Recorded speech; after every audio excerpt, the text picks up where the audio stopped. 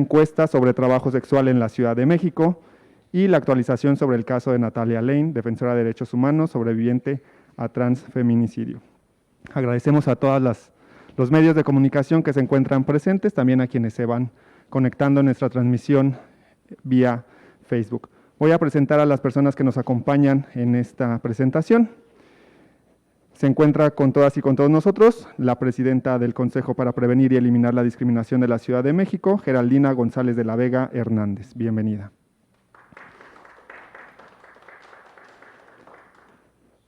También se encuentra Natalia Lane, defensora de derechos humanos. Bienvenida. Y Rocío Suárez, del Centro de Apoyo a las Identidades Trans ACE. Bienvenida. Para dar inicio a esta conferencia, vamos a dar el uso de la voz a la maestra Geraldina González de la Vega Hernández. Bueno, muchas gracias, Jorge.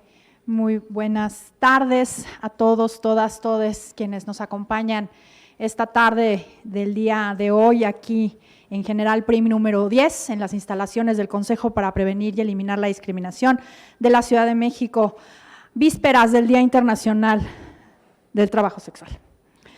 Y precisamente con motivo de este efeméride, pues es que se ha decidido realizar esta conferencia de prensa convocada por nuestra compañera Natalia Lane y nuestra compañera Rocío Suárez de CAIT. Y bueno, pues presentaremos, como ya saben, los resultados de esta segunda encuesta y Natalia también hablará sobre su caso. Yo quisiera, bueno, pues primero que nada darles la bienvenida y leer un posicionamiento por parte del Consejo para Prevenir y Eliminar la Discriminación con respecto a la defensa del trabajo sexual. Quiero decir que estas palabras fueron elaboradas por Adriana Aguilera Marquina, quien trabajaba aquí en el COPRED, que expresan el posicionamiento del COPRED, pero quiero darle el reconocimiento a ella, quien es quien trabajó durante muchos años este tema en este consejo. Muchas veces en un debate, diálogo o intercambio, aunque todas las partes involucradas sepan de qué tratará, cada una tiene una definición y enfoque distinto del tema planteado. Ante ello, resulta prioritario distinguir al trabajo sexual de la trata de personas en su modalidad de explotación sexual.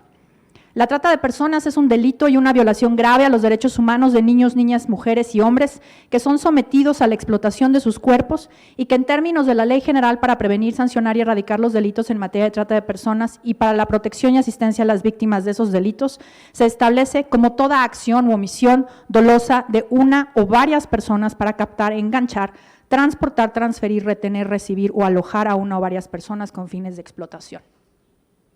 En el Consejo para Prevenir y Eliminar la Discriminación de la Ciudad de México tenemos el compromiso y la obligación de combatir cualquier práctica de explotación, pues es el uso de los cuerpos de las personas sin su consentimiento, es una manifestación violenta de la discriminación.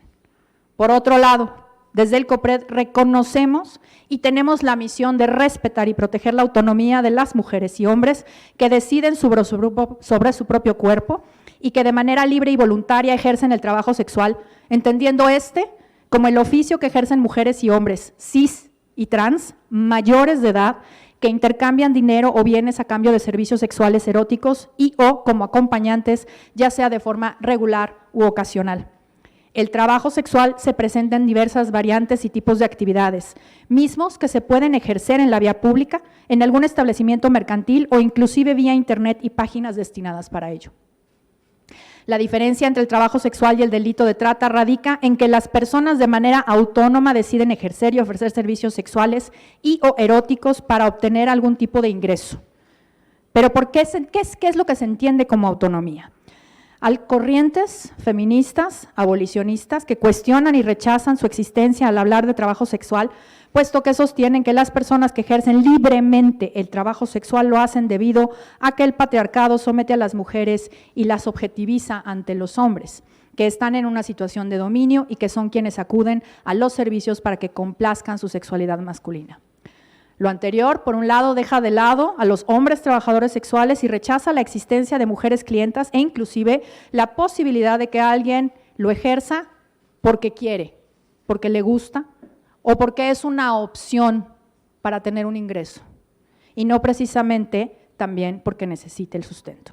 Pensando en modalidades fuera del ejercido en la vía pública. Además, pone bajo tela de juicio y quita valor a las razones por las cuales aquellas personas que lo ejercen optan por hacerlo.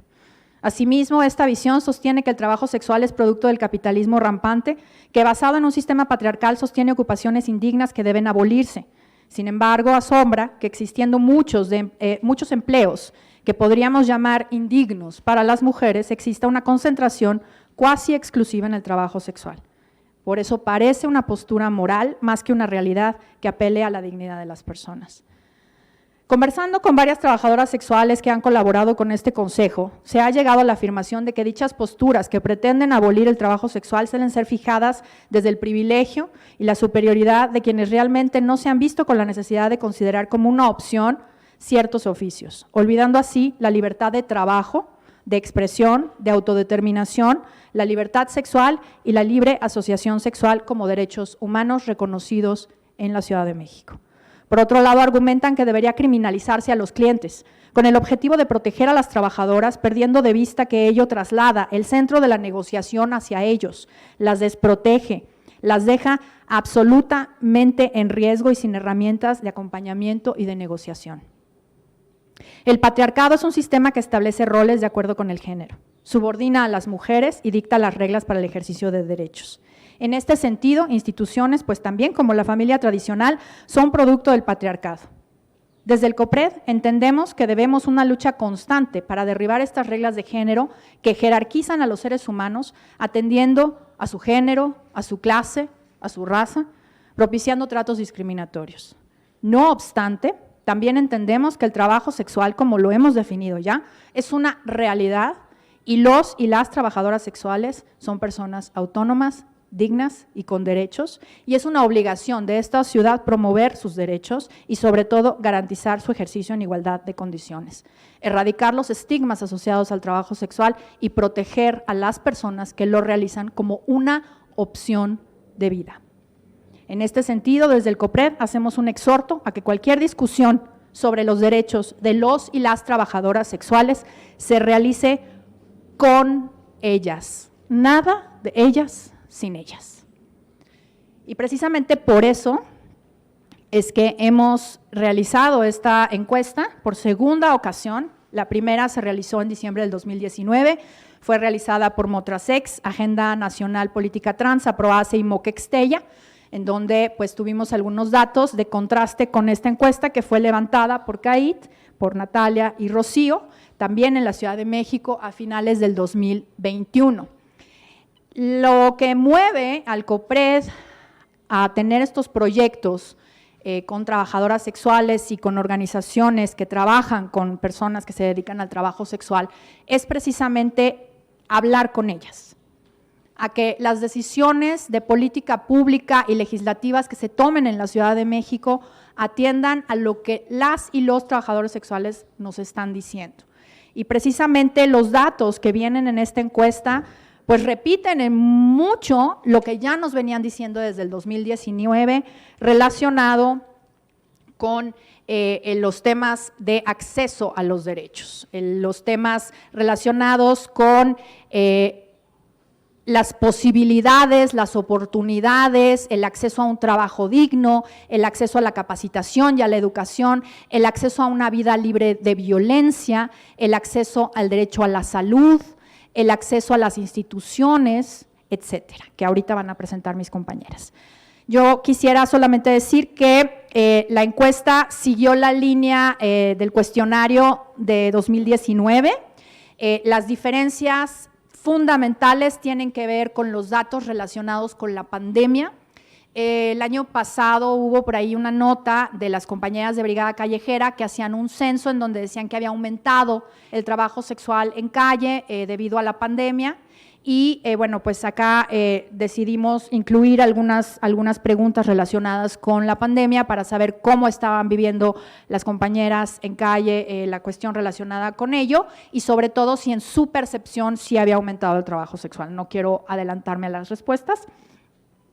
Ese módulo es nuevo, por así decirlo, y sí se hacen varios datos de contraste en donde se van pues confirmando respuestas que nos habían dado ya en el 2019. Y otra cuestión que tiene de diferencia esta encuesta con respecto a la de 2019 es que se desagregan los resultados entre mujeres cis y mujeres trans para visibilizar precisamente estos impactos diferenciados en el acceso a derechos. Eso también pondrán el acento mis compañeras, pero también lo pueden ustedes consultar en la encuesta que estará colgada en la página de COPRED y que estaremos compartiendo en nuestras redes sociales.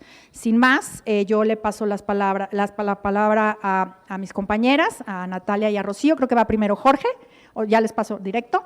Bien, y bueno, pues nada más culmino justo diciendo que yo pues solamente quería dar el posicionamiento de COPRED, un poco poner sobre la mesa de qué fue la encuesta, pero nada sobre las trabajadoras sexuales sin las trabajadoras sexuales, y te paso la palabra. Gracias.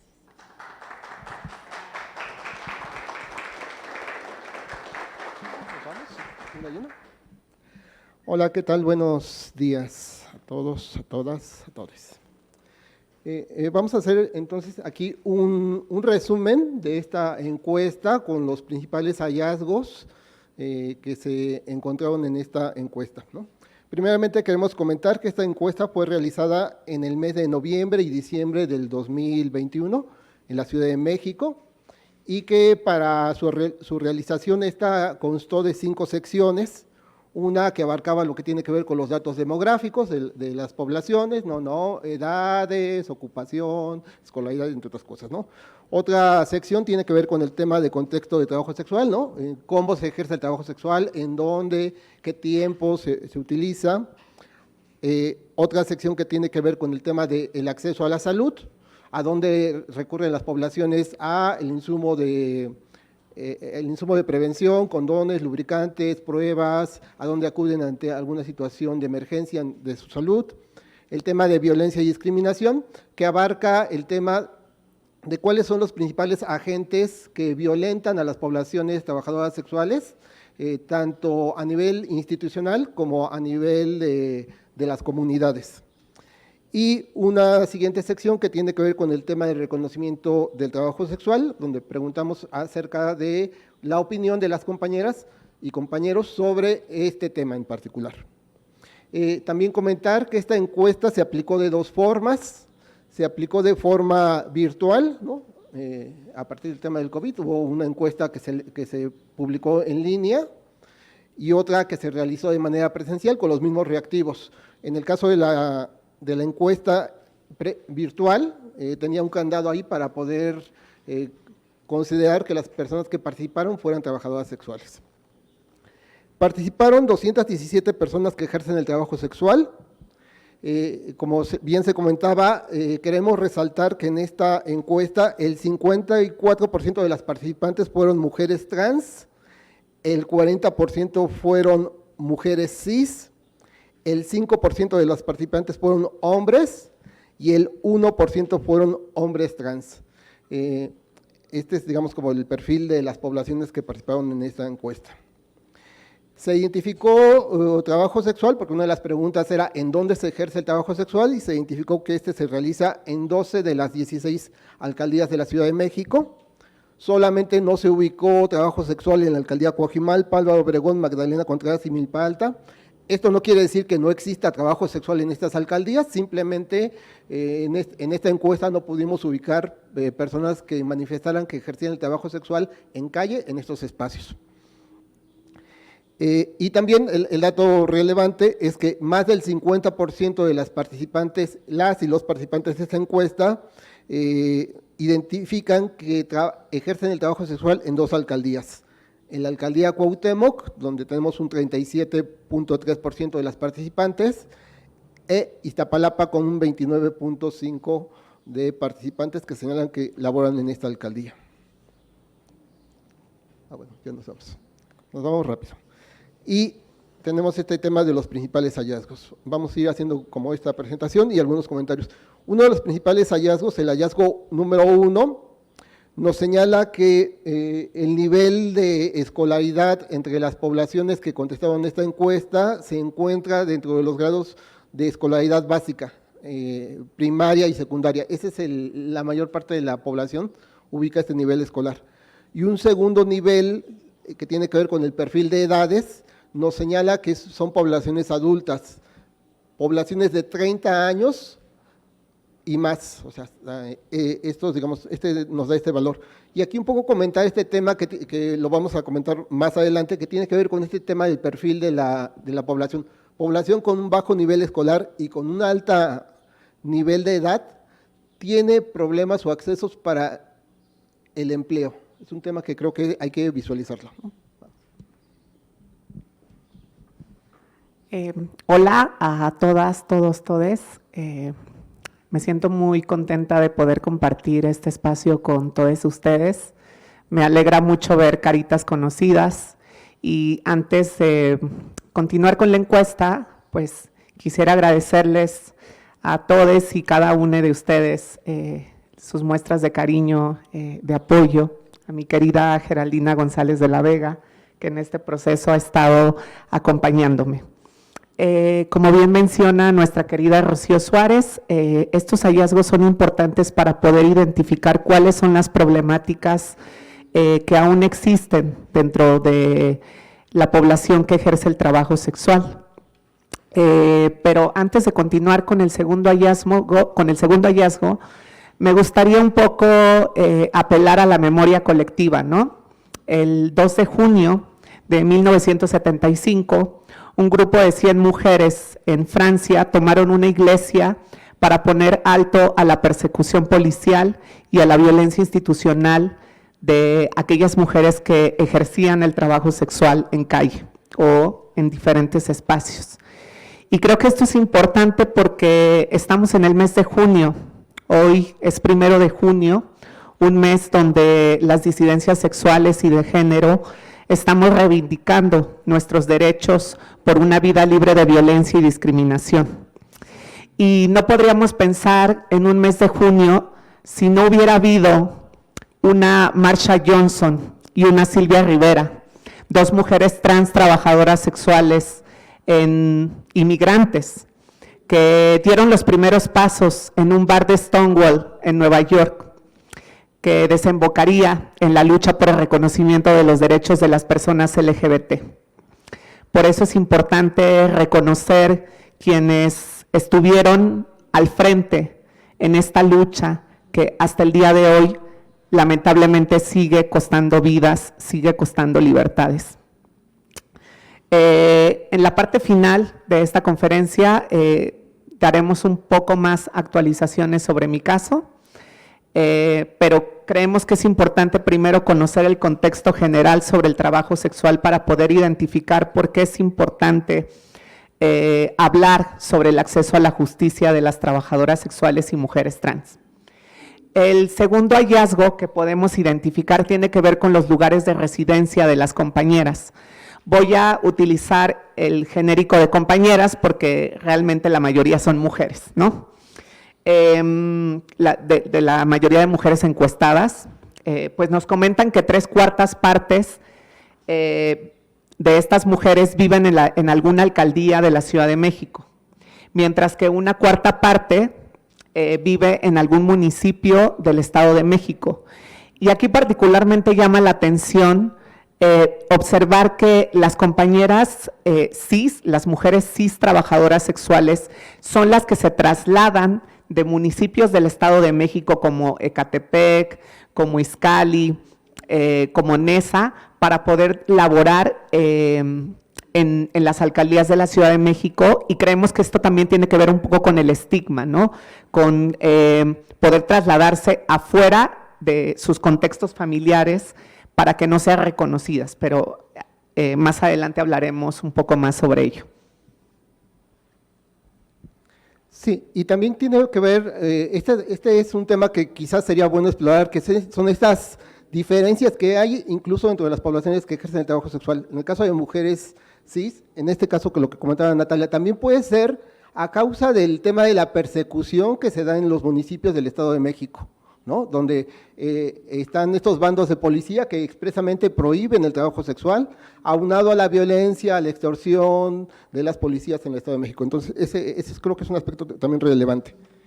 En el hallazgo 3 hubo una pregunta donde se preguntó a las compañeras cuál era el motivo por el cual ejercían el trabajo sexual.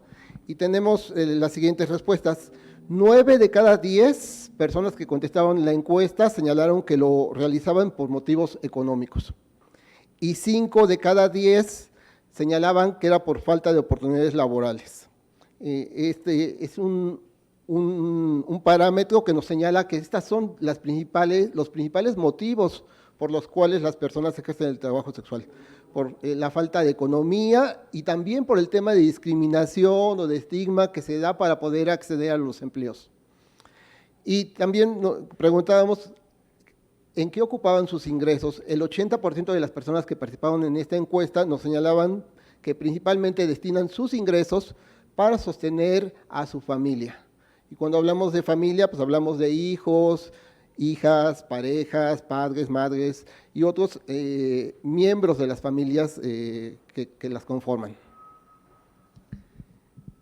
También preguntamos en esta encuesta si las compañeras dejarían el trabajo sexual. Y aquí hay algunos datos interesantes. 8 de cada 10 mujeres cisgénero dejarían el trabajo sexual.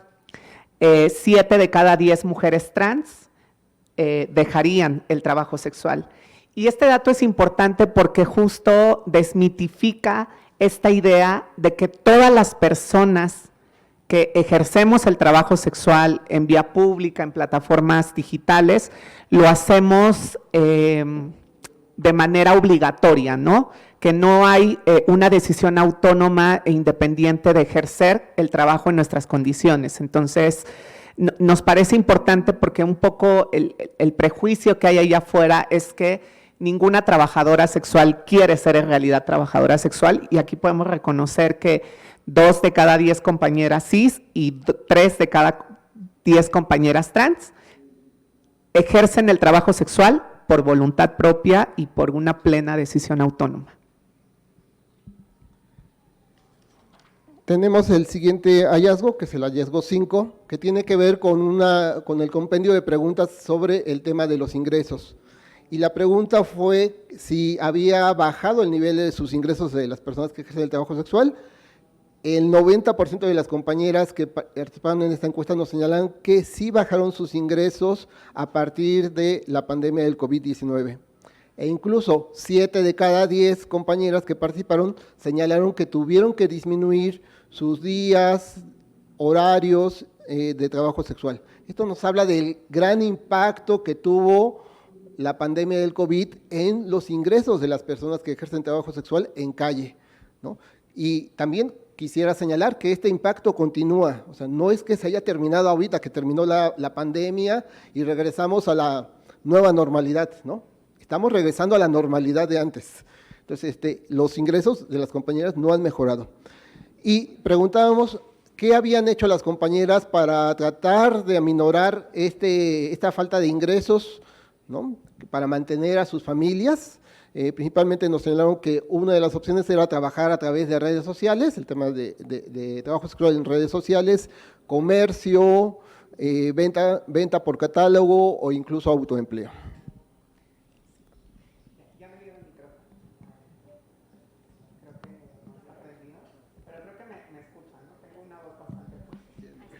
Entonces, listo.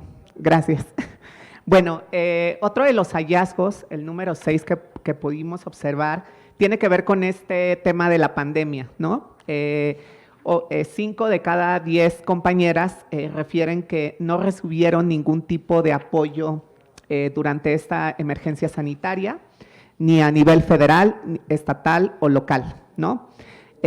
4 de cada 10 de las mujeres que ejercen el trabajo sexual aquí en la Ciudad de México refieren que recibieron la tarjeta verde, que fue un logro articulado por muchas organizaciones de la sociedad civil y colectivas. Justo ahí estuvo también nuestra querida Geraldina y Adriana empujando el tema para que las compañeras trabajadoras sexuales pudiéramos tener un apoyo durante esta pandemia, ¿no? Y un dato que también es interesante es reconocer que más del 60% de estas compañeras reconocen haber sido apoyadas por alguna organización de la sociedad civil o colectivas de trabajadoras sexuales o de defensoras y defensores de derechos humanos. Y esto es importante reconocerlo porque justo habla de el trabajo tan importante que es que las organizaciones de la sociedad civil atiendan en este tipo de emergencias sanitarias y de crisis económicas, ¿no? Estamos viendo que el Estado se ha quedado corto a la hora de atender las necesidades de los y les trabajadores sexuales. Y tenemos el hallazgo número 7, que se refiere al tema de salud. Aquí hay que volver a resaltar este tema del tema anterior, ¿no? Donde se decía que el 60% de las compañías señalan haber recibido algún tipo de apoyo por parte de organizaciones de la sociedad civil, ¿no? Principalmente estos apoyos constaron de despensas, apoyo económico, insumos de prevención para el tema del COVID, condones, lubricantes, etcétera, etcétera. Y aquí lo vemos reflejado en esta pregunta. 6 de cada 10 compañeras recibieron insumos, condones, lubricantes, mascarillas de forma gratuita. En primer lugar se señala por organizaciones de la sociedad civil. Volver a remarcar este tema, la importancia del trabajo comunitario, del trabajo de base, de la solidaridad que se dio con las trabajadoras sexuales en este tema de la pandemia. Ya en un segundo lugar aparece la Clínica Condesa y centros de salud. Y también preguntamos en esta encuesta a dónde se acudía cuando se tenía algún problema de salud en este tema de la pandemia. Más del 50% de las compañeras contestaron que acudieron a servicios de salud privados. Esto, imaginemos entonces este tema, ante la reducción de los ingresos de las personas que ejercen el trabajo sexual y tener que costear los servicios médicos, nos habla de este impacto que está teniendo la pandemia en su salud y en sus ingresos. Y también vimos que el 20% de las personas que contestaron la encuesta nos señalaron que se automedicaron durante este periodo de la pandemia. Sí, el hallazgo número 8 tiene que ver con el tema de violencia y discriminación, ¿no? Más del 60% de estas compañeras reconoce que padeció o sufrió algún tipo de violencia o discriminación, ya sea por las instituciones o por particulares. Y aquí es bien importante identificar que las compañeras lograron reconocer a los cuerpos policíacos, a la policía, como uno de los principales agentes de agresión y de violencia a sus derechos humanos y a su trabajo, ¿no?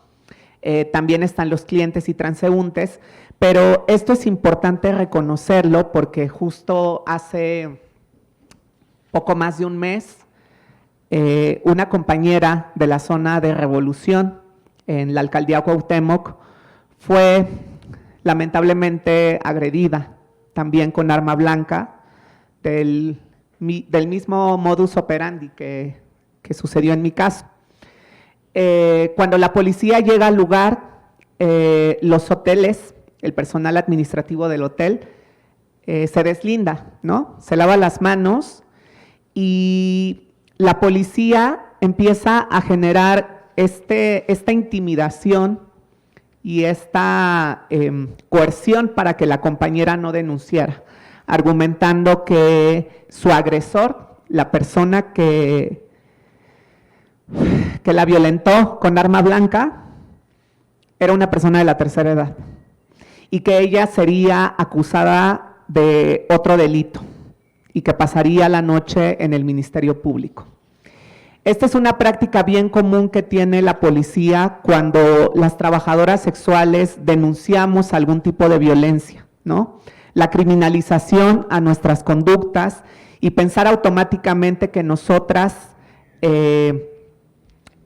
ejercimos algún tipo de delito. Por eso el tema de la policía es importantísimo para el reconocimiento y la descriminalización de las trabajadoras sexuales en América Latina.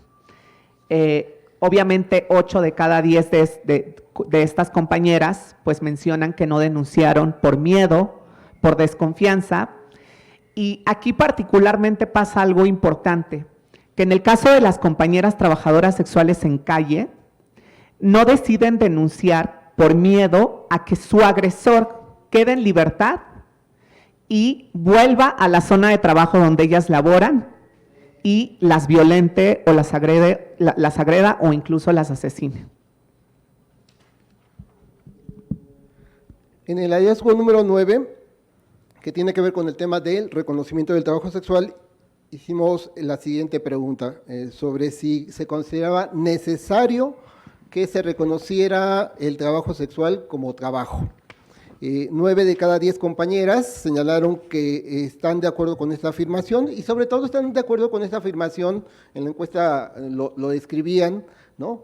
Que esto perciben ellas que les serviría para primeramente reconocerse como ciudadanas con derechos, que nos parece una situación importante, que este reconocimiento pudiera generarles garantías, ¿no? O sea, este reconocimiento de derechos.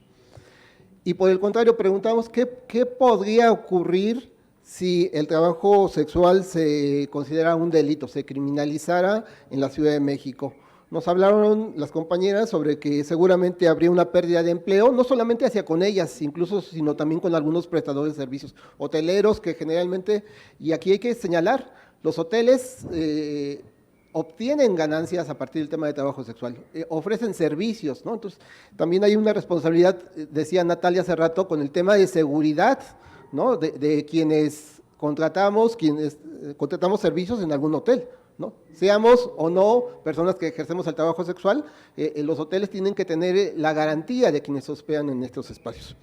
Entonces, consideraron que se podrían perder empleos, que se podría generar un incremento de violencia, de extorsiones, que podrían volver a realizarse las razias, ¿no?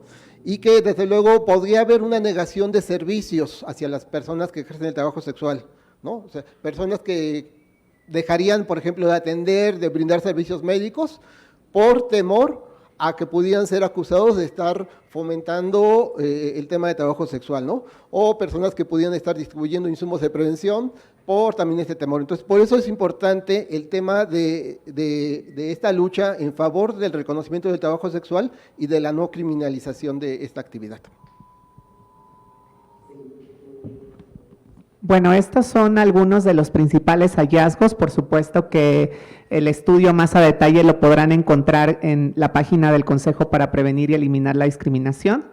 Y por último queremos justo compartirles algunas de las buenas prácticas y recomendaciones que creemos que son necesarias para garantizar el derecho a la no discriminación y el alto a la violencia hacia las trabajadoras sexuales, ¿no? Una de ellas tiene que ver con la seguridad de las compañeras, ¿no? ¿Qué pasa cuando una compañera ingresa a una habitación de hotel? Existen cámaras de seguridad, incluso lo hablamos con Geraldina hace pocos días. ¿Cuáles serían las buenas prácticas dentro de los hoteles para garantizar que las trabajadoras sexuales puedan estar en condiciones de mayor confianza y seguridad, ¿no? Vamos, una y una. La otra parte tiene que ver con el tema de la legislación a favor del reconocimiento del trabajo sexual. Hay que señalar que hay ya iniciativas desde la anterior legislatura que quedaron pendientes ahí en la congeladora. Sería importante legislar en ese sentido. Recordar que en la Ciudad de México actualmente el trabajo sexual quedó en un limbo, vamos a llamarle así. No está considerada una falta administrativa, pero también no se reconocen derechos en ese sentido, ¿no? Y desde luego tenemos este pendiente a nivel legislativo. El acceso a la salud es importantísimo, ¿no? Como bien mencionaba mi querida Rocío, las compañeras refieren que tienen que acudir a servicios de salud privada. Y cuando hablamos de servicios de salud privada, reconocemos estos consultorios de las farmacias de genéricos, es decir, van a espacios de salud de bajo costo, evidentemente porque no cuentan con seguridad social, y también ampliar la mirada y reconocer que las trabajadoras sexuales pueden padecer algún otro tipo de condiciones de salud como diabetes, hipertensión, problemas ortopédicos, problemas estomacales, y por eso creemos que es importante que, así como se garantiza el derecho a la salud de los trabajadores del Estado, de sociedad en general, sería importante que las compañeras tuvieran acceso a estos servicios de salud. Sí, principalmente señalar que incluso existió un programa que estaba atendiendo la salud de las personas que ejercen el trabajo sexual, un programa que se llamaba Orquídeas, que estaba principalmente atendiendo temas de salud. Y aquí hay una diferencia, quizás podríamos preguntarnos, ¿por qué no van a la Clínica Condesa? En el caso de la Clínica Condesa, atiende específicamente situaciones que tienen que ver con el VIH, pero no atiende lo que tiene que ver con enfermedades de transmisión sexual, ¿no? Entonces, ahí es importante este tema de abrir este tema de los espacios de salud, que sean amigables, que sean accesibles para las personas que ejercen el trabajo sexual. Otro aspecto que nos pareció importante señalar tiene que ver con el tema de la documentación. Encontramos incluso población migrante dentro de las personas que ejercen el trabajo sexual. También vimos como algunos de los obstáculos para poder acceder a estos programas de apoyo que se dieron durante el tema de la pandemia, todo el tema que tiene que ver con la documentación. Hay personas que ejercen el trabajo sexual y que no cuentan con un acta de nacimiento, que no cuentan con un INE, que no cuentan con su CUR, que no cuentan con la hoja de gratuidad de los servicios de salud de la Ciudad de México. Nos parece importante también empezar a tocar este tema de cómo facilitar que las personas que ejercen el trabajo sexual cuenten con esta documentación que les puede servir como una herramienta para acceder a planes de apoyo o a programas a nivel gubernamental.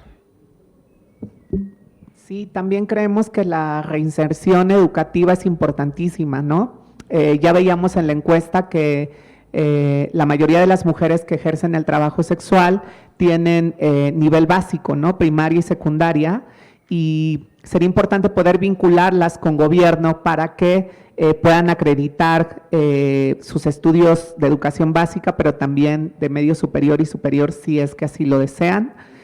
Por supuesto que justo vincular con esta creación de los programas sociales, ¿no? Y como el proyecto Orquídea, que también de alguna manera busca la capacitación y ofrecer herramientas para que las trabajadoras sexuales tengan otras posibilidades laborales, por supuesto, sin menospreciar que las compañeras decidan seguir ejerciendo el trabajo sexual.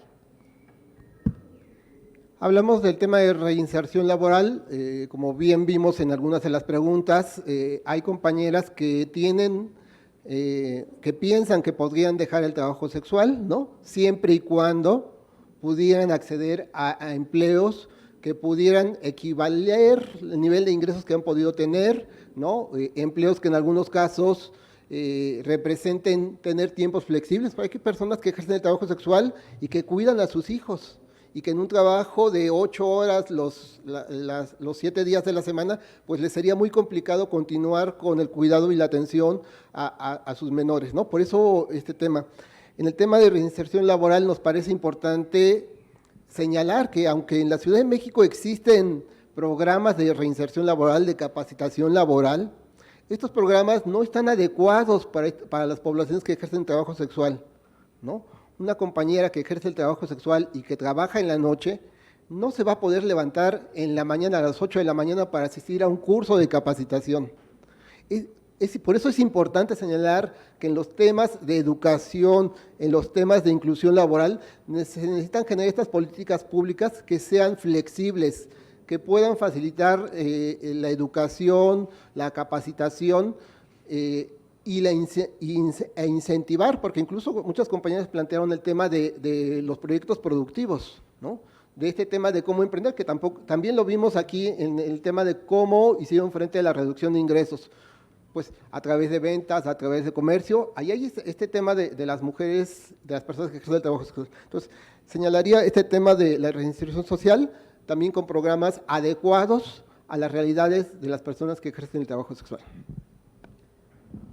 Sí, el tema de la tercera edad también nos parece interesante porque primero es reconocer que dentro de la población que ejerce el trabajo sexual, pues hay una heterogeneidad, ¿no? Hay una diversidad, hay tanto mujeres cis como mujeres trans, hombres cis, hombres trans, mujeres jóvenes, adultas mayores, personas migrantes, y por eso es importante poner especial atención en las necesidades de las compañeras que están en la tercera edad, ¿no? Que son adultas mayores, porque son ellas definitivamente las que frente a una pandemia como la que tuvimos o algún otro surgimiento de una crisis, son las que se ven más afectadas y más vulnerables, ¿no? Justo con el proyecto Haciendo Calle, desde CAID lo que buscábamos era eso, ¿no? Poder acompañar a mujeres trabajadoras sexuales de la tercera edad que definitivamente sus ingresos bajaron durante esta crisis, ¿no? Entonces, reconocer incluso que las mujeres trabajadoras sexuales de la tercera edad están en condiciones de extrema vulnerabilidad y peligro es importante, ¿no? Para poder generar políticas públicas adecuadas, como decía Rocío, y que respondan a las necesidades de la población. Otro tema que tiene que ver con esta realidad que se vivió, ¿no? A partir del tema de la pandemia, ¿no? Muchas mujeres cis y trans que ejercen el trabajo sexual se vieron de un día para otro en situación de calle.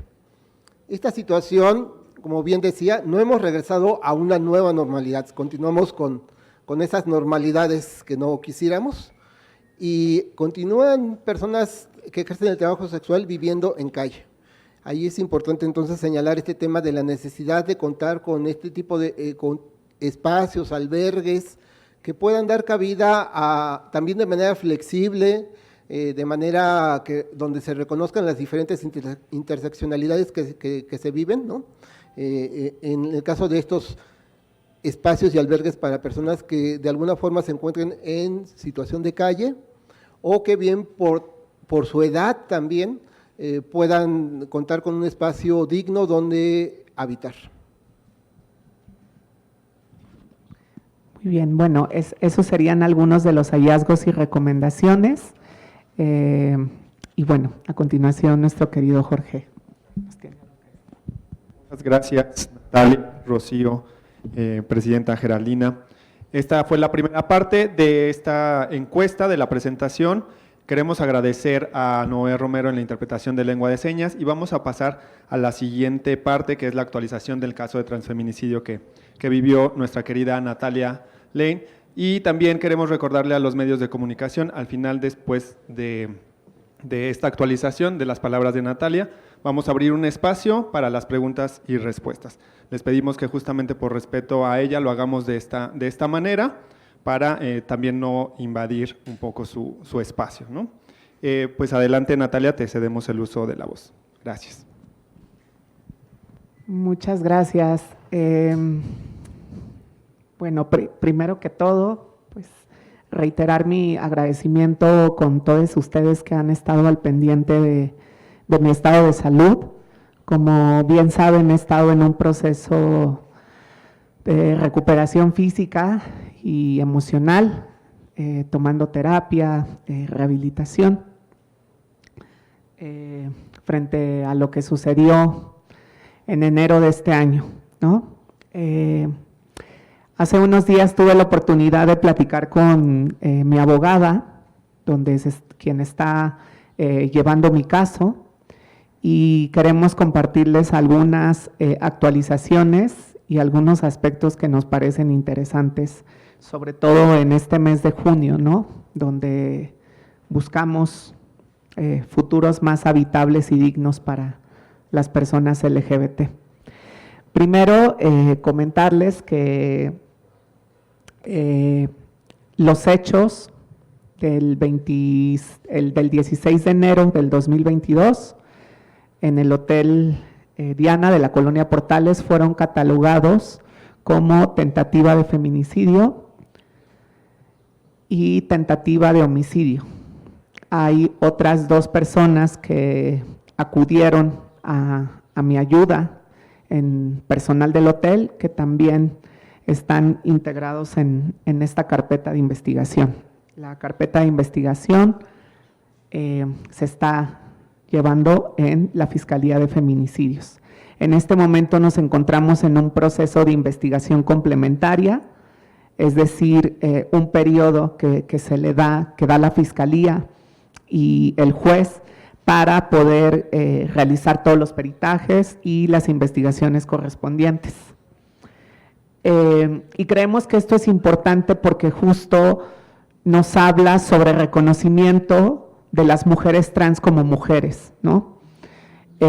Como ustedes saben, hay, quizás ahorita también se enterarán de esto, actualmente en el Congreso de la Ciudad de México hay 2 iniciativas para la tipificación del delito de transfeminicidio.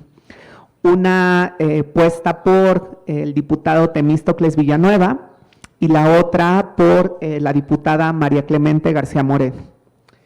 Y es importante justo que reconozcamos que todas las agresiones hacia las mujeres trans deben ser investigadas con una perspectiva de género, con una perspectiva interseccional que en primer lugar responda a la categoría de mujer, a reconocernos como mujeres en el sistema de justicia. Por eso creemos que es importante que mi caso siente un precedente en ese sentido para que lamentablemente todos los crímenes y transfeminicidios que ocurran en este país y en esta ciudad sean investigados bajo esta perspectiva y bajo esta línea, ¿no? También comentarles que el sujeto, mi agresor, fue vinculado ya a proceso, justamente por esta clasificación jurídica y nos encontramos en esta etapa de investigación. También actualmente la defensa interpuso una apelación para que se sigan investigando, por lo cual el proceso va a durar un poco más de lo contemplado. Próximamente se tendrá ese verificativo de la audiencia intermedia, en la que se expondrán los hechos y las pruebas que llegarán a la audiencia, ¿no? del juicio. Una vez que se resuelvan estos recursos que ha puesto la defensa, perdón, yo no sé mucho de leyes, yo no soy abogada, pero trataré de explicarme lo más posible. Yo solo soy una callejera, entonces no conozco mucho de estos términos, pero el punto es que pues actualmente estamos en esta etapa de investigación complementaria, ¿no?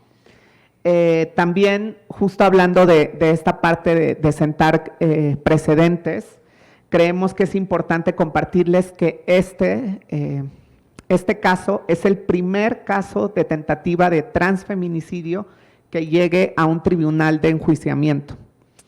¿Esto qué quiere decir? Que lamentablemente muchas de nuestras hermanas trans que hoy no se encuentran con nosotros, con nosotras, con nosotres, hermanas como Agnes Torres, activista y defensora de derechos humanos en Puebla, Paola Ledesma, asesinada con arma de fuego en la Ciudad de México, nuestra querida Lesa Flores,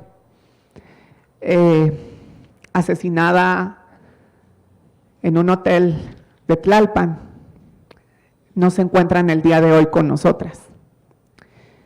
Y no se encuentran también porque el Estado y los sistemas de justicia nos han fallado más de una vez a las trabajadoras sexuales y a las mujeres trans. Nos han fallado en repetidas y contundentes ocasiones. Nos han fallado a la hora en que decidimos denunciar una agresión sexual. Nos han fallado a la hora de responder el llamado de una compañera que fue golpeada por un cliente. Nos han fallado a la hora de ir a un ministerio público e intentar poner una denuncia contra la policía por el abuso y la extorsión que vivimos en las calles. Por eso creemos que es importante que mi caso sente un precedente y un nuevo capítulo para el reconocimiento de los derechos de las mujeres trans, pero también del acceso a la justicia. No podemos pensar en un sistema de justicia que no contemple a las trabajadoras sexuales, a las mujeres trans, y que también no garantice la no repetición de sus actuares institucionales y la reparación integral del daño. Las mujeres trans merecemos una reparación histórica de la violencia sistemática y constante que hemos vivido durante muchas décadas. Y creo que esto no sería posible sin el esfuerzo también de miles de compañeras trans, trabajadoras sexuales en América Latina, la Red Comunitaria Trans en Bogotá, nuestras compañeras de AMAR en Argentina, nuestras compañeras del colectivo intercultural en Nueva York, que todos los días salen a las calles a defender nuestra identidad con valentía y con amor.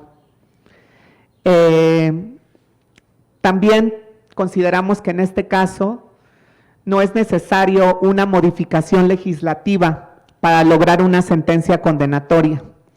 Afortunadamente, yo cuento con mi nombre registral, fue modificado y cuento con mi nombre y mi marcador de género en mis documentos oficiales.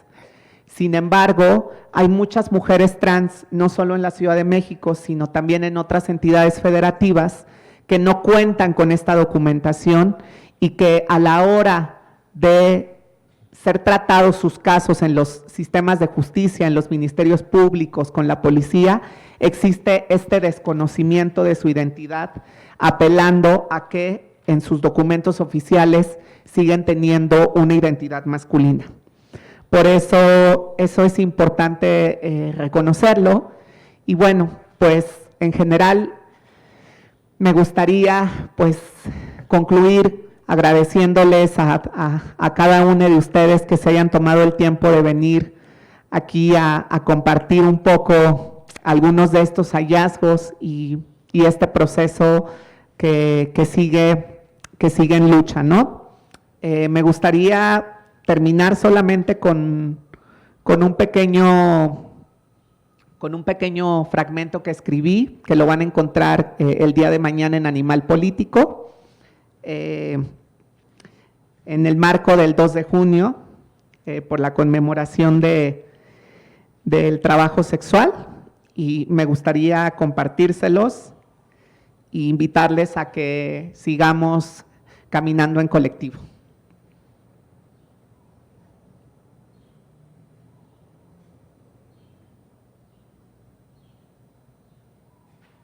Permítanme un momento, porque esto está tardado.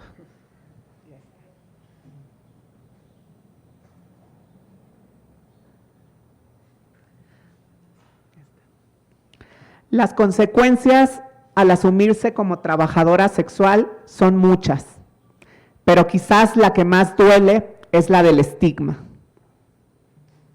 Ya no queremos ser las mujeres rescatadas y tuteladas. Ya no más investigadoras que nos entrevisten y expongan nuestro dolor a manera de tesis. Queremos justicia, justicia epistémica, ser las dueñas de nuestras propias voces y voluntades, sentarnos con el Estado a la hora de la toma de decisiones, porque esas decisiones institucionales impactan directamente en nuestras vidas. Queremos ser las primeras en lugar de las últimas. Ya está sucediendo. Vemos con gusto más voces de trabajadoras sexuales que se alzan con mayor fuerza cada día. En la Ciudad de México, las hermanas de la Alianza Mexicana de Trabajadoras Sexuales han habilitado la Casa METS, un espacio gestionado por y para compañeras trabajadoras sexuales, como un punto de encuentro para hablar de lo que nos duele, pero también para celebrar la vida y nuestra putez con orgullo, nunca más avergonzadas. Las redes puteriles se están ramificando con fuerza y sin miedo. Esto no sería posible sin el arduo trabajo de colectivas y organizaciones que nos precedieron y que hoy siguen resistiendo. Las compañeras de la vieja guardia, esas que tragaron saliva ante los operativos policíacos para encarcelarlas, esas que gritaron violación y nadie les creyó, las que no sobrevivieron al transfeminicidio, las que sí sobrevivimos, las que denunciaron el abuso de sus parejas, el cobro de piso o la extorsión de los padrotes y madrotas. A todas aquellas que alguna vez fueron las últimas, hoy les digo que seguiremos tomando las calles y las instituciones como nuestras compañeras en Francia, para que algún día seamos las primeras. Gracias.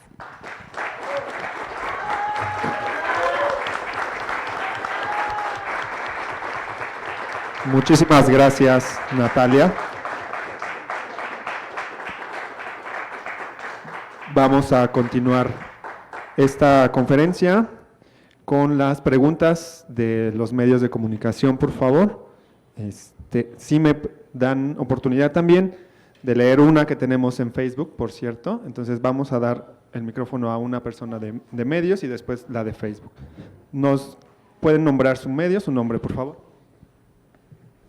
¿Cómo están todos? Buenas tardes. Yo soy Patricia Carrasco y trabajo en el periódico La Prensa. Tengo algunas dudas, así si la puedes contestar, me las pueden contestar un poco rápido respecto a lo que ustedes expusieron. En el caso, por ejemplo, de Natalia, después de tu agresión, ¿cómo se protegen ustedes? O sea, no sé, porque bueno, la policía, como ya me lo has platicado, no las protege, al contrario, las criminaliza.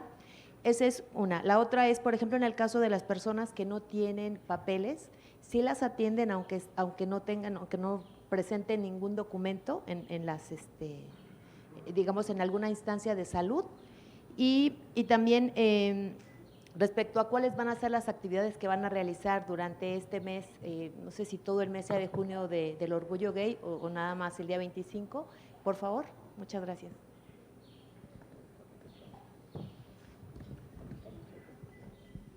Sí, para el caso de población migrante en específico, sí, desde luego que hay acceso a los servicios de salud aquí en la Ciudad de México.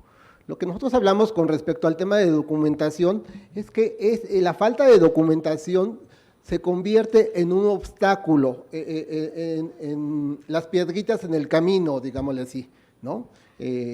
Para poder acceder a servicios de salud o al tema, por ejemplo, vas a levantar una denuncia y te piden una identificación, ¿no? Si no tienes, pues ahí tienes un problema que tienes que resolver. Se puede resolver efectivamente, pero tienes que caminar el doble o el triple de lo que tendría una persona común para acceder a servicios de salud, seguridad o justicia. Eso era una parte. La otra era sobre temas de seguridad.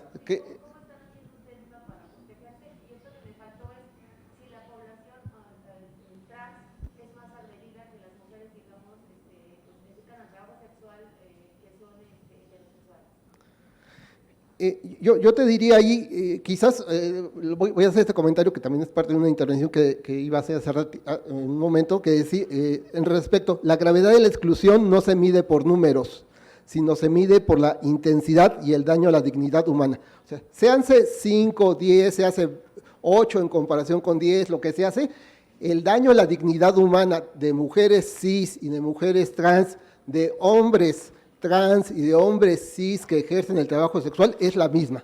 O sea, ahí hay un tema que tiene que ver que es difícil cuantificar y poder decir quién sufre más, porque también lo que queremos es evitar la victimización de las personas que ejercen el trabajo sexual.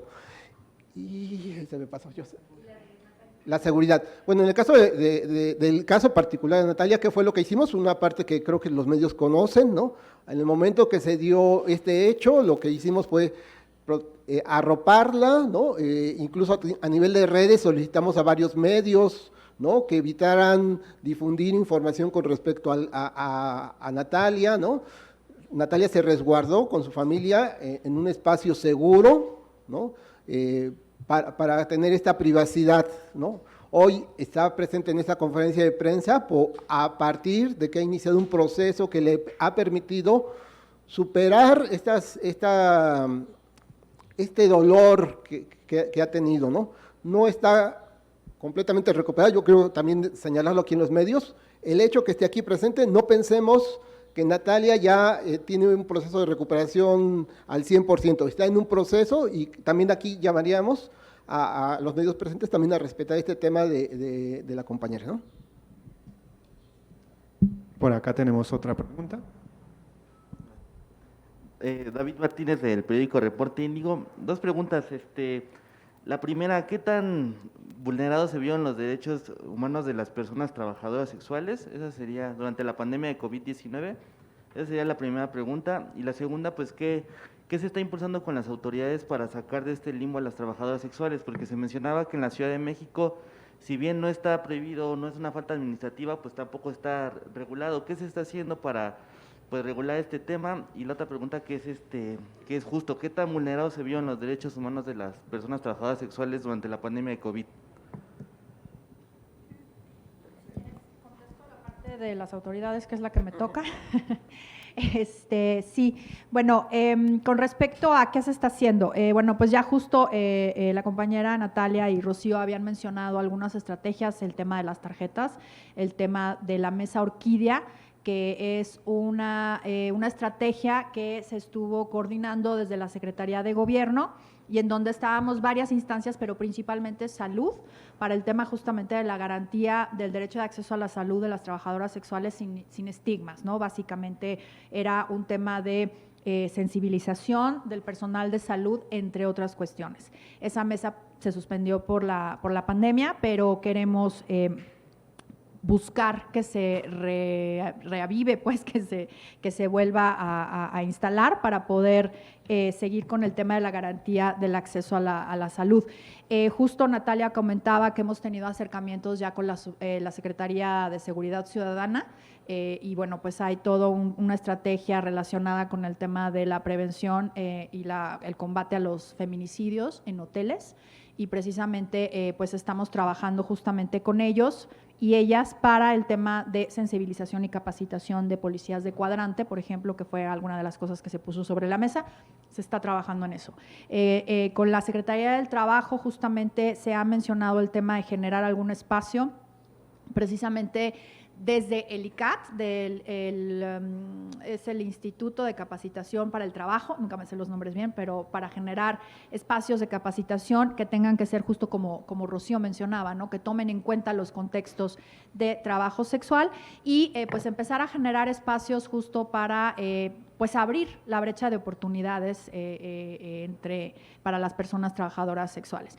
Y la idea de esta encuesta es precisamente detonar estos encuentros interinstitucionales a partir de las áreas de oportunidad que aquí se ponen. Registro civil, el tema del acceso a actas de nacimiento, documentos, el Instituto del Envejecimiento, pues para ver el tema de trabajadoras sexuales mayores de 60 años, ver con pilares el tema de pues, programas educativos. También una de las respuestas en la encuesta por acá venía que si pudieras dedicarse a otra cosa, ¿lo harías? El 83% contestó que sí y dijo, me dedicaría al comercio, a una tienda, a la costura, al estilismo o a ventas. Entonces, yo creo que estas áreas de oportunidad que se nos están diciendo aquí es donde tenemos que insistir y el COPRED como un ente transversalizador del principio de igualdad y no discriminación, pues justamente trabajar de manera institucional, interinstitucional con las instancias del gobierno de la Ciudad de México en este sentido. El tema de pues que tanto la pandemia golpeó a las trabajadoras sexuales, no sé si Rocío tú quisieras abordarlo precisamente para no hablar yo de pues cómo se vivió esto. Sí, pues sobre todo lo que creemos y lo que palpamos con los datos que señalamos es que se incrementaron estas brechas de desigualdad con las personas que ejercen el trabajo sexual, ¿no? Estas desventajas socioeconómicas se incrementaron, ¿no? con las poblaciones. Y también preguntaba sobre qué hacer. Yo creo que desde la sociedad civil también, ¿qué decimos que hay que hacer? Yo creo que hay que pensar en la dignificación de los y las excluidas, ¿no? De quitar este estigma negativo, Por eso hablamos del reconocimiento del trabajo sexual, porque eso quitaría este estigma social, ¿no? De que esta es una actividad delictiva, esta es una actividad que ejercen personas por gusto, perdón, por gusto, ¿no? Que ejercen personas que es la última opción para ejercer, etcétera, etcétera. Entonces creo que es importante este tema de dignificar a las personas que ejercen el trabajo sexual a partir de este reconocimiento de esta actividad. Una segunda cosa que tenemos que considerar es el tener la voz de las y los trabajadores sexuales en todos los espacios donde se hable de este tema. En la parte de la legislación, en la parte de las políticas públicas, es importante que estén las poblaciones ahí presentes. Y sobre todo, también un tema que había comentado Natalia, que es este tema de reconocer la memoria histórica del trabajo sexual en la Ciudad de México. Es darle un contexto de la importancia del trabajo sexual, de la importancia que ha tenido para muchas personas ejercer el trabajo sexual, porque esto les ha permitido mantener familias enteras. Y desde luego, reconocer las demandas que desde el trabajo sexual se vienen señalando. Vamos con otra pregunta. Hola, pues mi nombre es Anaí, ya nos conocemos, estoy haciendo un documental independiente respecto al trabajo sexual y soy trabajadora sexual y quisiera que también los medios escucharan qué está sucediendo en el tema del Congreso, por qué no se ha puesto como prioridad el hecho de que se reconozca explícitamente el trabajo sexual como trabajo y se distinga de la trata. ¿Ustedes saben por qué no se ha estado poniendo como prioridad, por qué se dejó a un lado?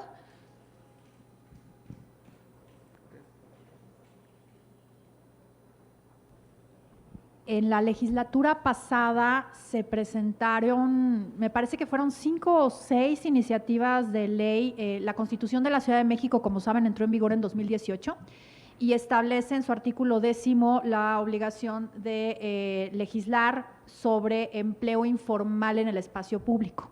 Entonces se estaba aprovechando, digamos, esa legislación de rango superior a una ley ordinaria para que allí quedara reconocido el trabajo sexual. Dentro de estas 5 o 6 iniciativas, la verdad no recuerdo el número, eran muchas, varias de ellas reconocían el trabajo sexual. Particularmente hubo una en donde se construyó una iniciativa por parte de trabajadoras sexuales con el equipo del diputado Temístocles Villanueva y aquí en COPRED.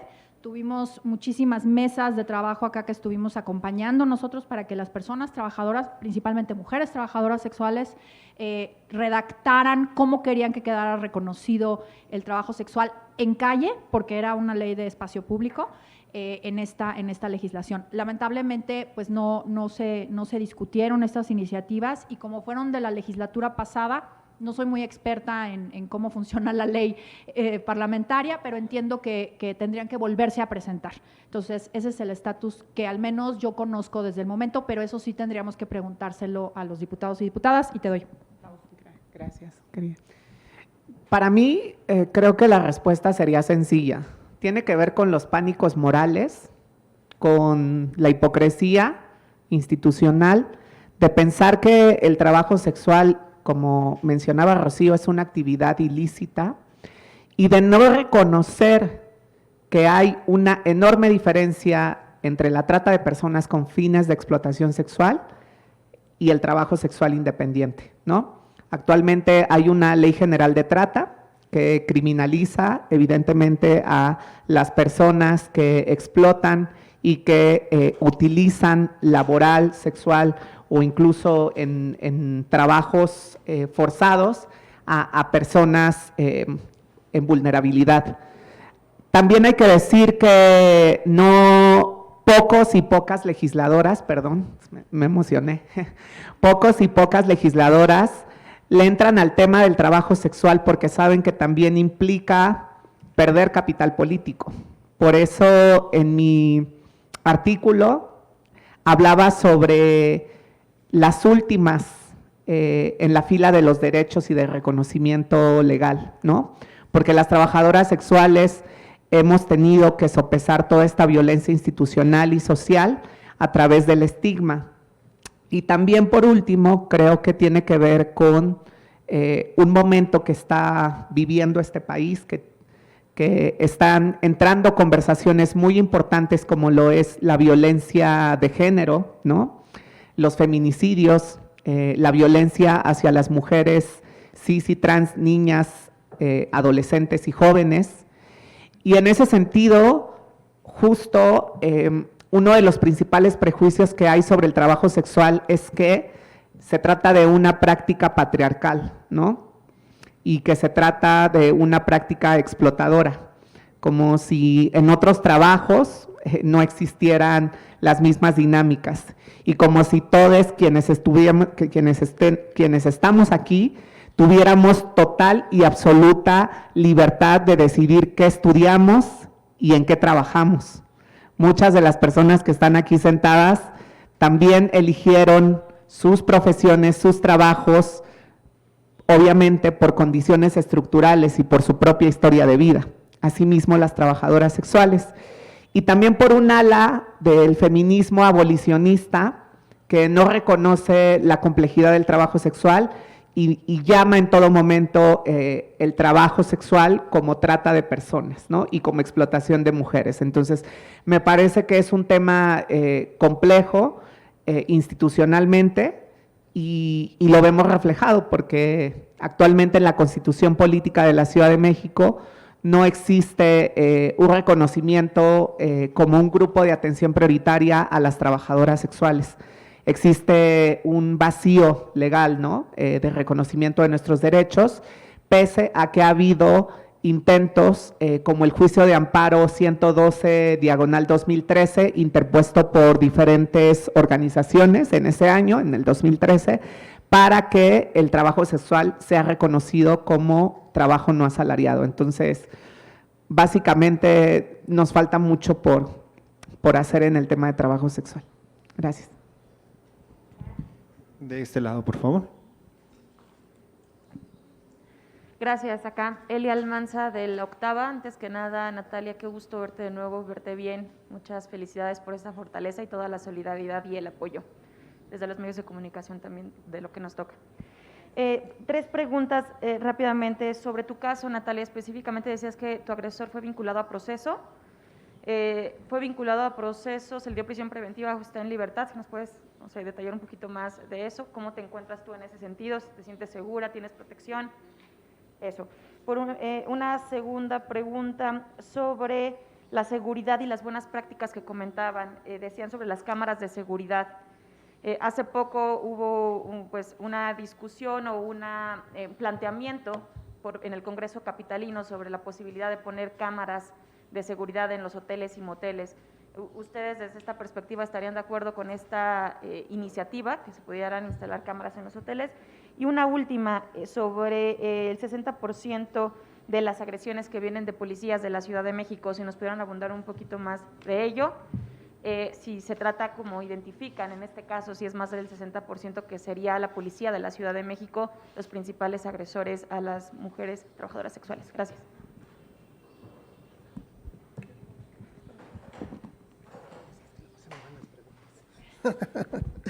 Sí. Ay, tenía que ver con el tema. Sí, en el caso de los hoteles existe una normatividad, ¿no?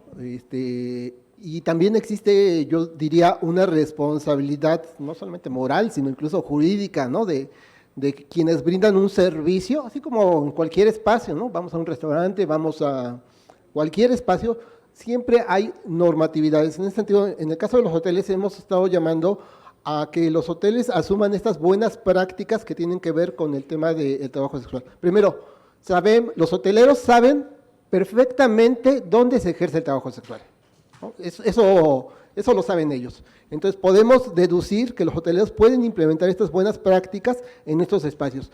Unas de ellas podrían ser el tema de cámaras, ¿no? De garantizar el registro de la persona usuaria de la habitación, ¿no? De estar monitoreando cuando una persona abandona la habitación, ¿no? Que también es importante. Tenemos el caso de una compañera trabajadora sexual asesinada aquí en la Cuauhtémoc, donde su cuerpo fue localizado 4 días después. O sea, ahí el hotel incumplió cualquier tipo de protocolo, pues, para poder identificar que una persona no salió de esa habitación. Lo ponemos como un ejemplo. También hablamos del tema de incluso una buena práctica pudiera ser ubicar a las personas que ejercen el trabajo sexual en los primeros niveles de los hoteles. En el caso de la compañera que sufrió un intento de agresión en la Cuauhtémoc, que ya se comentó, estaba ubicada hasta un 5º piso. Entonces, cuando esta compañera pidió auxilio, pues fue muy difícil que pudieran algunas personas auxiliarle. Le auxiliaron porque hay personas compañeras, colegas, que estaban laborando en el espacio o incluso viviendo en ese hotel. Entonces, por eso pudieron acudir a su auxilio. Pero si esto no hubiera sido, podemos imaginar el desenlace de esta situación. Por eso planteamos que una buena práctica sería ubicar a las personas que ejercen el trabajo sexual en la planta abajo, en los primeros pisos, para que pudiera de alguna forma tratar de tener una mejor comunicación con la gente del hotel. Y desde luego capacitar al personal de hoteles que brinda servicios para que puedan actuar ante una situación de violencia, no solamente por el tema de trabajo sexual. Aquí creo que es importante señalar, no solamente por el tema de trabajo sexual, sino por otras circunstancias de violencia que se plantean en los hoteles, que la gente que labora ahí sepa cómo responder, sepa a dónde llamar, sepa cómo resguardar de alguna forma incluso las evidencias, porque hemos sabido de casos donde los hoteles limpian las habitaciones, ¿no? Al momento que se dan hechos de violencia. Entonces creo que es importante este tema de retomar estos protocolos y estas buenas prácticas en los hoteles. Sí, querida Elia, muchas gracias. Gracias por tus buenas vibras y por tus buenos deseos. Bueno, respecto a mi proceso, actualmente mi agresor está en prisión preventiva. Ya hay una vinculación a proceso, estamos esperando esta parte de la investigación complementaria para la parte del juicio oral. Y por otro lado, me preguntaba sobre el tema de las medidas de protección. Sí, bueno, evidentemente yo no he regresado a trabajar en la calle por un tema de todo lo que ha implicado emocionalmente esto que sucedió.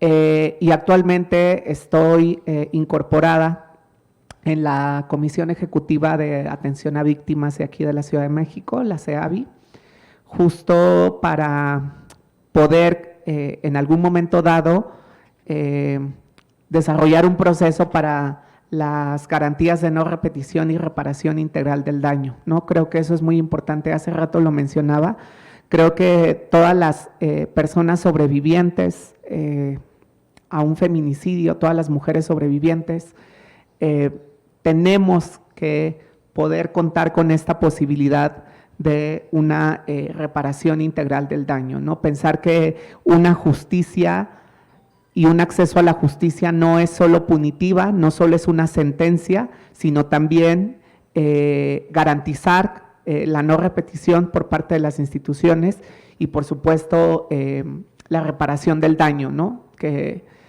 hace unos meses lo platicaba con Jera, no hay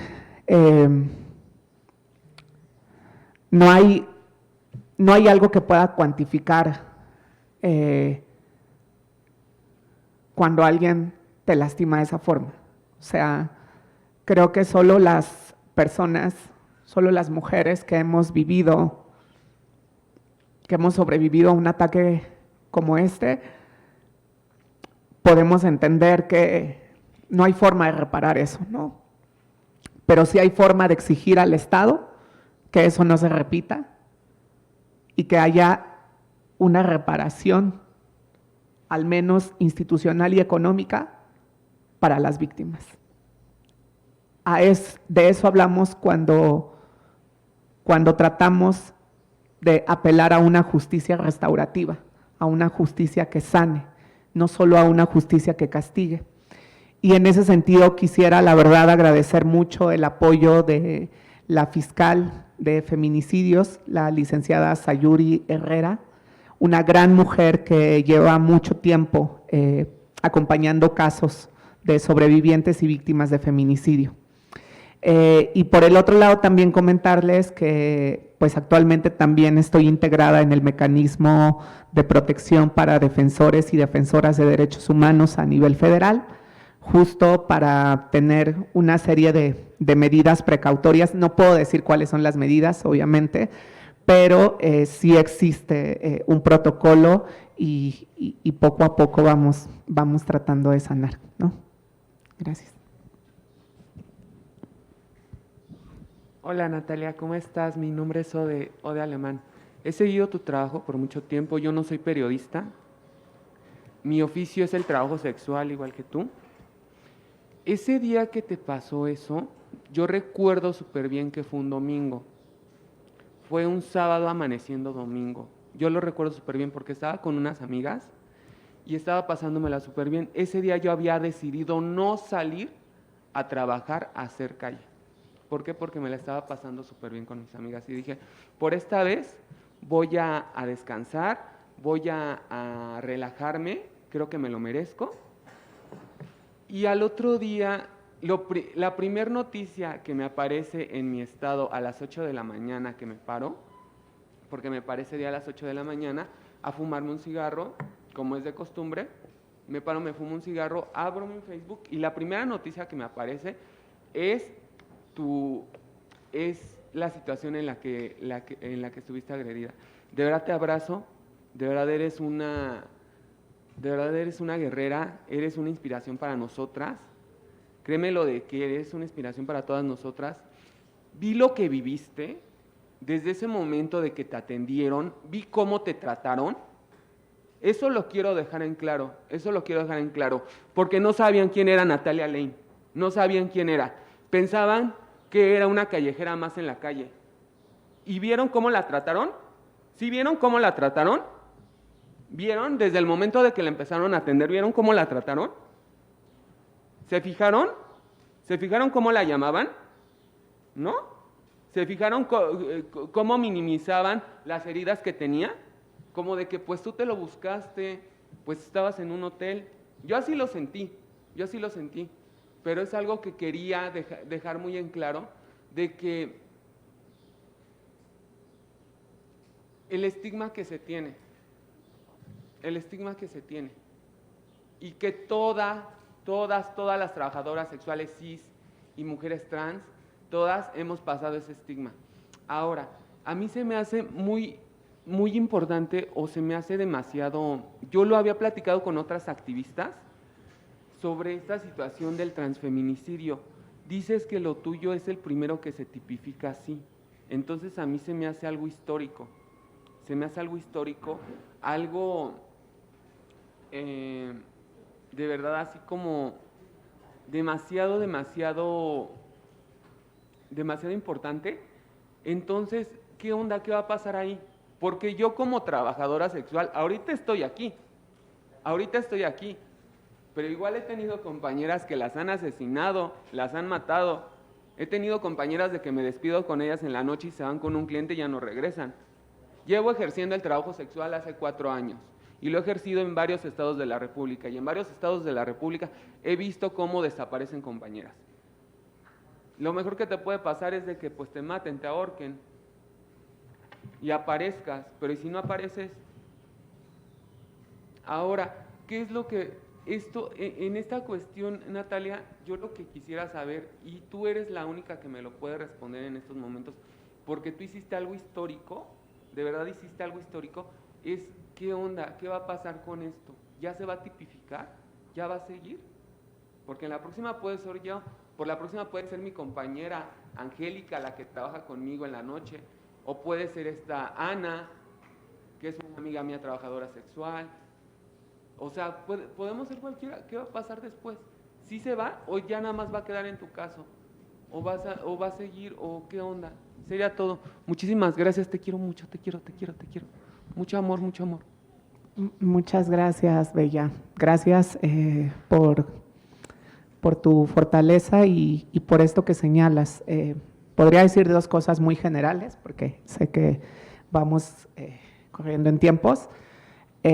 Una, sí, por supuesto, hubo una serie de malas prácticas a la hora de que fui atendida en el hotel, desde el personal de la ambulancia, ¿no? Donde no hubo una adecuada atención médica, pasando por el personal médico del Hospital Valbuena,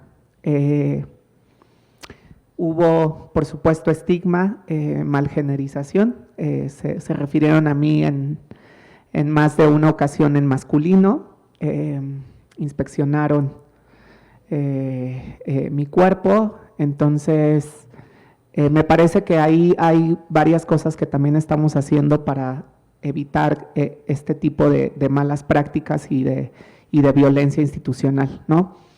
Y por el otro lado, como mencionaba hace rato, existen actualmente dos iniciativas que se presentaron en el Congreso de la Ciudad de México para tipificar el delito de transfeminicidio por el diputado Temístocles Villanueva, que justo también estuvo involucrado en el tema de la ley para el reconocimiento del trabajo sexual como no asalariado. Y el otro es de María Clemente García Moreno, la diputada, que también presentó una iniciativa en el Congreso. Aquí me gustaría también solo decir de manera muy general que lo que pasa en la Ciudad de México no necesariamente es la realidad y el contexto que se viven en otras entidades federativas, ¿no?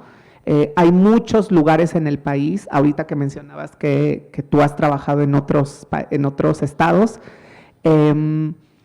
muchos lugares en el país donde sigue habiendo criminalización, sigue habiendo estigma, inspecciones médicas obligatorias a las trabajadoras sexuales, y creo que ese es un gran pendiente que tenemos como movimiento LGBT, reconocer la lucha de las trabajadoras sexuales y el acceso a sus derechos, ¿no? Rápidamente, ahorita se me vienen a la mente dos casos.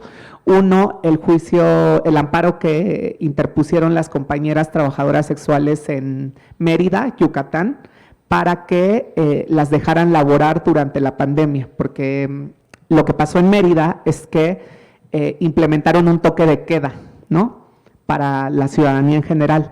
Y obviamente este toque de queda se instauraba en la noche.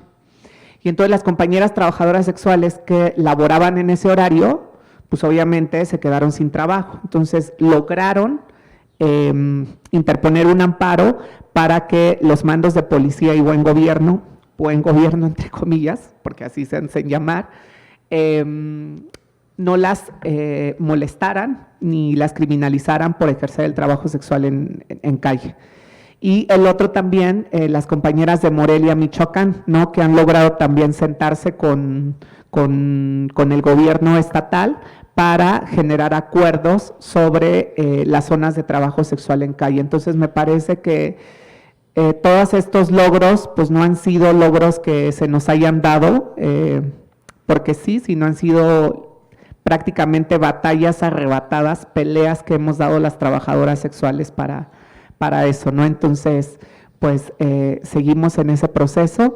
Y por último, solo me gustaría agregar una cosa más, no sé si ahorita Rocío o Jera quieran compartir algo, pero sí quisiera hacerle un llamado a los medios de comunicación, ¿no? Cuando sucedió esto, desde el día 1, a las pocas horas, cuando yo literalmente estaba suturada de la cabeza, el rostro y la mano, se acercaron medios de comunicación a querer una entrevista. Querían una entrevista a una sobreviviente de feminicidio en menos de 24 horas. Me parece que como medios de comunicación tienen una gran responsabilidad social, una gran responsabilidad de no perpetuar estigmas y no contribuir al amarillismo y a esta narrativa de la que hablaba Rocío hace rato sobre el sufrimiento, sobre el dolor, ¿no? Y creo que los medios de comunicación también tienen que empezar a generar prácticas periodísticas donde se ponga al centro a la víctima, no que se le cuestione, no que se le solicite una entrevista en menos de 24 horas de haber sido agredida. Entender que cuando hablamos de transfeminicidios, cuando hablamos de la lucha por el reconocimiento de las identidades trans, también es importante que los contenidos informativos manejen manejen esos datos con sumo cuidado, ¿no? Lejos del amarillismo y la revictimización, por supuesto. Entonces, creo que también es un llamado a los medios de comunicación aliados que están en estos procesos a generar contenido que construya, ¿no? A la justicia social y que construya a sociedades más igualitarias, ¿no? Una de las cosas que me parece y que hemos nosotras venido apelando y manejando a nivel de los estados, tiene que ver también con el tema de los bandos de policía, los bandos municipales, que son, digamos, como la parte medular de la justicia en los municipios, donde tenemos básicamente el tema de la prohibición del trabajo sexual y las llamadas faltas a la moral y a las buenas costumbres, que son dos normativas que en los municipios se utilizan para criminalizar y para perseguir a personas que ejercen el trabajo sexual, pero también a personas que tienen que ver con el tema de la diferencia, ¿no? Con personas tatuadas, con personas migrantes, con otro tipo de poblaciones que a la vista de los ojos de un policía pueden resultar personas que atentan contra estas morales personales, ¿no? Contra esas creencias religiosas, incluso en algunos momentos. Entonces, nosotros hemos propuesto y llamado a los municipios, principalmente en este caso lo hicimos en este periodo con el Estado de México, este llamado para que los municipios evitaran colocar estas faltas cívicas que son utilizadas de manera particular para el tema de trabajo sexual. Y también hemos llamado para que también se pueda esto normar con la participación de las trabajadoras y trabajadores sexuales. En el tema de violencia también, una de las cosas que hemos comentado a partir de este tema de la encuesta, tiene que ver con este tema de cómo la Fiscalía de la Ciudad de México atrae estos casos, porque la legislación puede tardar 1 año, puede tardar 2 años, puede llevarse a lo mejor todo este periodo y no sale. O sea, nosotros quisiéramos que salga adelante, pero si no sale, ¿qué es lo que estamos pensando? Nosotros de manera particular hemos señalado que estos casos que tienen que ver con violencia ejercida hacia trabajadoras sexuales pudieran ser atraídas por la Fiscalía especializada en feminicidios. O sea, una fiscalía que está sensibilizada, que está capacitada para poder investigar, atraer y seguir el proceso para estas situaciones. Esto es una cosa que sí queremos comentar que nos parece importante a nivel de la Ciudad de México. Independientemente de que tengamos la legislación, necesitamos también una autoridad que pueda investigar estos hechos, y nosotros proponemos que pueda ser la Fiscalía Especializada en Feminicidios. Bien, pues con esto damos por concluido esta presentación de la segunda encuesta sobre trabajo sexual en la Ciudad de México y la actualización del caso de Natalia Lane, defensora de derechos humanos. Agradecemos a Noé Romero y a Erika Ordóñez, quienes estuvieron en la interpretación de lengua de señas, a todas las personas que nos acompañaron en la transmisión por Facebook, y también a la presidenta del Consejo, Geraldina González de la Vega, a Natalia Lane y a Rocío Suárez. Muchísimas gracias por acompañarnos, a todos los medios, que tengan una muy buena tarde, y a las personas que nos acompañaron. Hasta luego.